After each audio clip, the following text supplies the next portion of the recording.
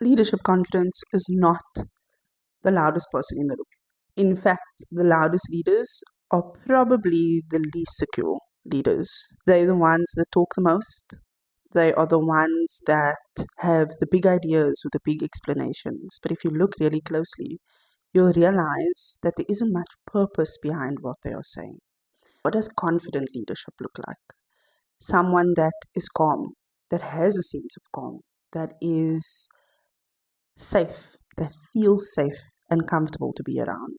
Someone that is there when it matters, that stands up for the right thing, that admits when they make mistakes. And that is a big one. Putting up your hand when you say, I've screwed up and I need to fix it, is what a strong leader does. Making sure that you are there when people need you.